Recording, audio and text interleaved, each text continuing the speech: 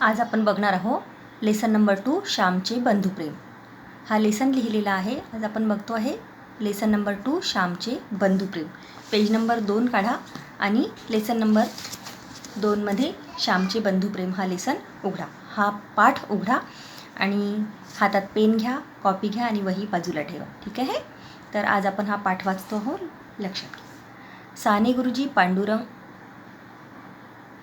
गुरुजींचं पूर्ण नाव आहे पांडुरंग सदाशिव साने. ठीक आहे. हा पाठ कोणी लिहिलेला आहे? पांडुरंग सदाशिव साने. परंतु यांना साने गुरुजी या नावाने सगळेजण ओळखतात. साने गुरुजींचा जन्म 1899 साली झाला आणि मृत्यू झाला 1950 साली. साने गुरुजी म्हटलं तर आपल्याला श्यामची आई हा पाठ किंवा ही कथा, ही पुस्तक आपल्याला लगेच मराठी कादंबरीमध्ये किंवा मराठी साहित्यामध्ये पटकन आठवते. साने गुरुजींनी अनेक कथा, कविता, कादंबऱ्या असे विपुल ललित लेखन तसेच वैचारिक लेखन केलेले आहे. साने गुरुजींनी खूप साऱ्या कथा लिहिल्या, बहुत सारी कथाएं लिखी, कविता लिखी, कादंबऱ्या म्हणजे मोठमोठे पुस्तकं त्यांनी खूप सारे लिहिले. त्यानंतर वैचारिक लेखन म्हणजे त्यांनी खूप साऱ्या चांगल्या चांगल्या गोष्टी मुलांना चांगल्या प्रकारे शिक्षण मिळेल अशा प्रकारच्या कहाण्या, कथा विविध त्यांनी लिहिलेलं आहे. त्यामध्ये श्यामची आई, धडपडणारी मुले, भारतीय संस्कृती, गोड गोष्टी, सुंदर पत्रे इत्यादी त्यांची पुस्तके प्रसिद्ध आहे. तर ह्या लिहिलेल्या पुस्तकांमध्ये श्यामची आई हे पुस्तक त्यांचं प्रसिद्ध पुस्तक आहे. त्यानंतर धडपडणारी मुले, भारतीय संस्कृती, गोड गोष्टी इत्यादी हे जे पुस्तकं आहे इथे दिलेले आहे, हे पुस्तकं त्यांची प्रसिद्ध आहे. म्हणजे ही पुस्तकं त्यांची, ह्या पुस्तकांमधून आपल्याला विविध छोटे छोटे पाठ त्या साने गुरुजींनी आपल्याला इथे अभ्यासाला दिलेले आहेत. ठीक आहे. श्यामची आई या पुस्तकातून हा पाठ घेतलेला आहे. हा जो पाठ आहे आपल्याला इथे अभ्यासाला आज दिलेला आहे, हा पाठ साने गुरुजींनी लिहिलेल्या श्यामची आई या पुस्तकातून इथे आपल्याला घेतलेला आहे. या पुस्तकामध्ये श्यामची आई या पुस्तकामध्ये एक छोटासा भाग जो आहे तो त्यांनी आपल्याला इथे अभ्यासाला दिलेला आहे.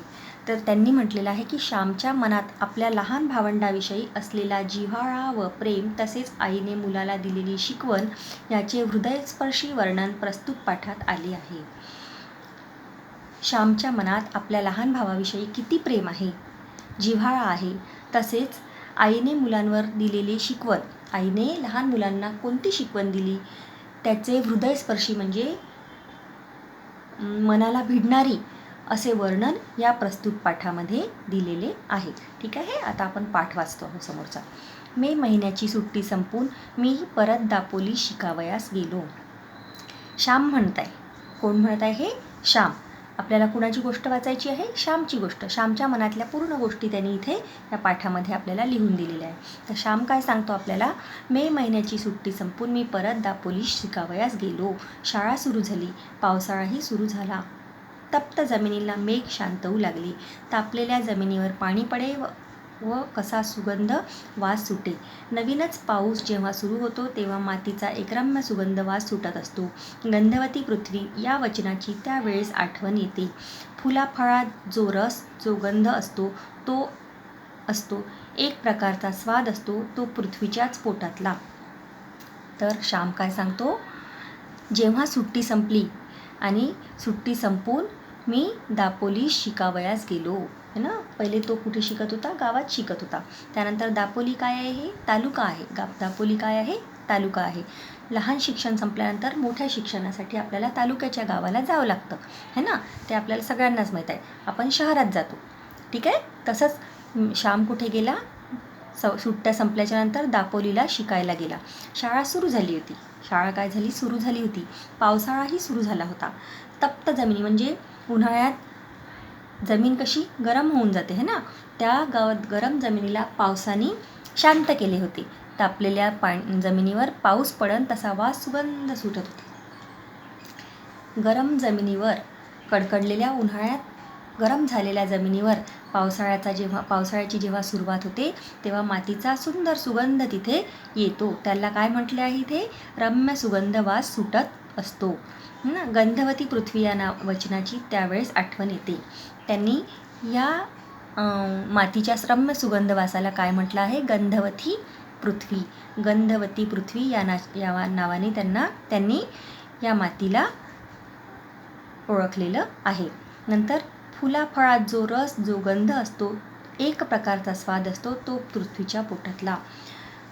प्रत्येक झाड, फूल, फळ हे कुठे लागते? पृथ्वीच्या पोटावरच लागते, पृथ्वीवर लागते है ना.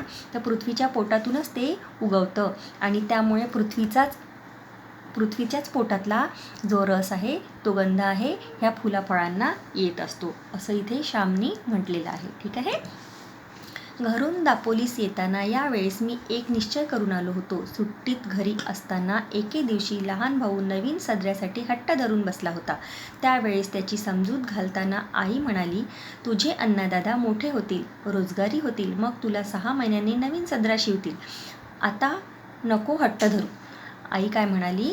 जेव्हा लहान मुलगा होता, जेव्हा हा लहान होता, कोण? श्यामचा भाऊ. एक छोटा भाऊ होता श्यामला. तो श्यामचा भाऊ लहान होता आणि तो खूप हट्ट धरायचा. कशासाठी? नवीन सदऱ्यासाठी, नवीन कपड्यांसाठी खूप हट्ट करायचा. आईजवळ, वडिलांजवळ खूप हट्ट करायचा की मला नवीन कपडे शिवून दे. तेव्हा आई काय म्हणत होती त्या छोट्या भावाला? तुझे अण्णादादा मोठे होतील. अण्णादादा म्हणजे मोठा भाऊ है ना. दादा म्हणजे मोठा भाऊ. तर तुझा भाऊ जेव्हा मोठा होईल तेव्हा रोजगारी होईल, त्याला जेव्हा नोकरी लागेल तेव्हा तो तुला नवीन सदरा शिवून देईल. तू आता हट्ट करू नको. असं कोण सांगत होतं? आई श्यामच्या लहान भावाला सांगत होती. काय? की श्याम जेव्हा मोठा होईल, त्याला नोकरी लागेल, तो रोजगारी होईल, तेव्हा तो तुला छान कपडे शिवून देईल, असं आई श्यामच्या लहान भावाला समजावून सांगत होती. मित्रांनो, माझ्या लहानपणी कपड्याचे बंड फार माजले होते. आम्हाला कोट माहीतच नव्हता. कित्येकदा सदराही 1-2 वर्षांनी नवीन मिळायचा. आता इथे काय म्हणतात?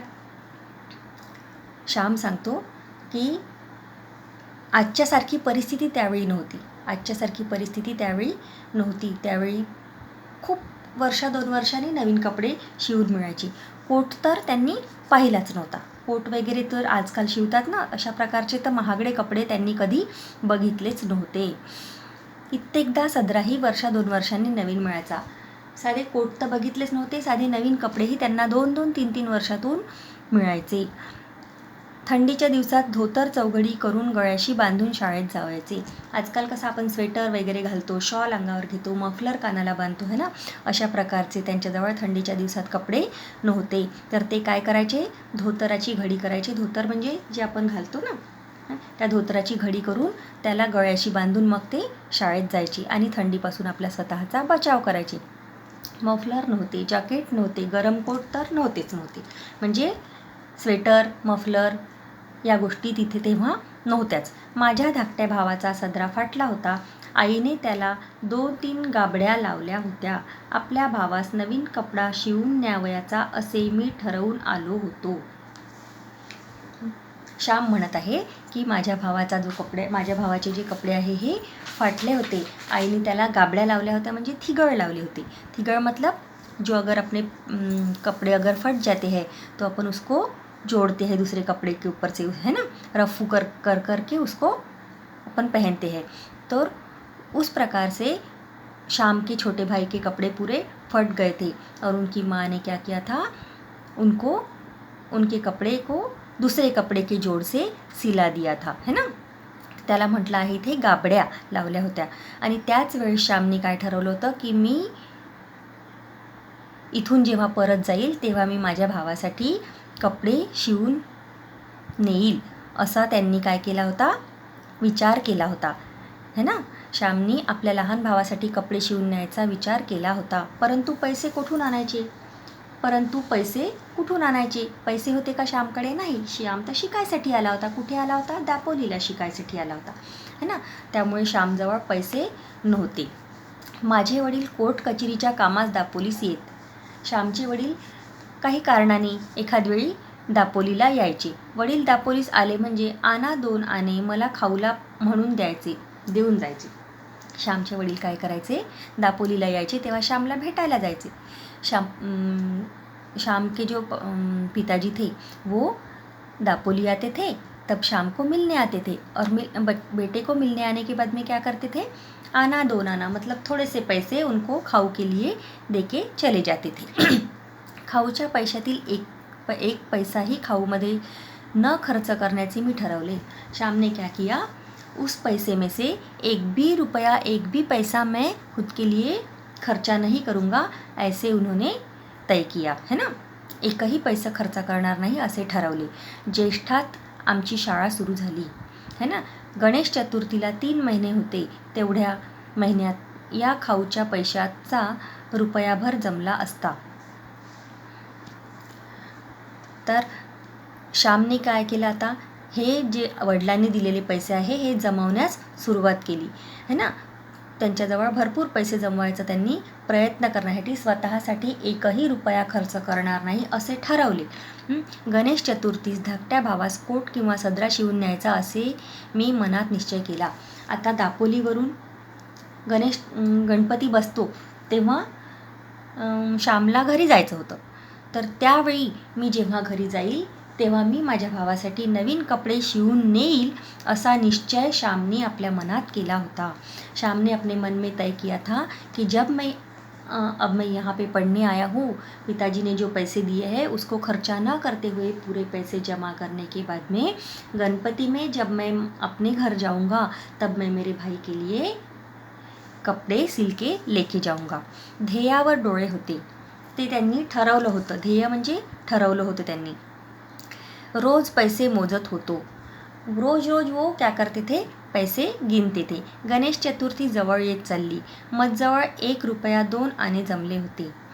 गणेश चतुर्थी जो है वो गणपति जो बैठते हैं ना, वो चतुर्थी पास में आ रही थी और उनके पास में 1 रुपया 2 आने जमले होते. त्यांच्याजवळ 1 रुपया आणि 2 आने पैसे जमले होते. कोणाजवळ, श्यामजवळ. गौरी गणपतीला नवीन कपडे करतात. आपल्या गावातील मुलांना त्यांचे आईबाप नवीन कपडे शिवतील, परंतु माझ्या भावास कोण शिवील. माझ्या भावाला मी शिवून देईल. जब गौरी गणपति बैठते हैं तो गांव के लोग बच्चों को नए कपड़े सिलते हैं, पर हमारी परिस्थिति ऐसी रहने के कारण मेरे भाई के लिए कपड़े कौन सिलेगा. इस चिंता में श्याम हमेशा रहते थे है ना. और वो चिंता ख़त्म करके उन्होंने तय किया था कि मैं मेरे भाई के लिए गणपति में जाऊंगा, तब नए कपड़े सिल के लेके जाऊंगा है ना. तब उनके पास में कितने पैसे जमा हुए थे, 1 रुपया 2 आने जमा हो गए थे. मी शिंप्याकडे गेलो. माझ्या भावाच्या वयाचा एक मुलगा मी बरोबर घेऊन गेलो. वो कहाँ गए, शिंपी के पास में गए थे. शिंपी मतलब जो कपड़े सिलते टेलर के पास गए. और टेलर के पास में जाने के बाद में साथ में एक भाई के जितना दिखने वाला एक लड़का अपने साथ में लेके गए थे. मुलगा बरोबर घेऊन गेलो. त्याच्या अंगाचा कोट शिवायला मी सांगितले. वो भाई के जितना दिखता था ना वो लड़का, उसके नाप के कपड़े सिलने के लिए टेलर को श्याम ने कहा. 2 वार कापड घेतले, अर्धा वार अस्तर घेतले. कोट तयार झाला. जवळच्या पैशात सारा खर्च भागला. तो कोट हातात घेतला तेव्हा माझे डोळे अश्रूंनी भरले. अब 1 रुपया और 2 आने उनके पास में जमा हो गए थे. उतने पैसे में उन्होंने भाई के लिए कोट तैयार किया है ना. अब कोट तैयार करने के बाद में जब उनके हाथ में वो कोट आया तब उनके आँखों में आंसू आ गए है ना. वो आनंद के आंसू थे. वो आंसू काय के थे, आनंद के थे. अब अपन कल देखते हैं.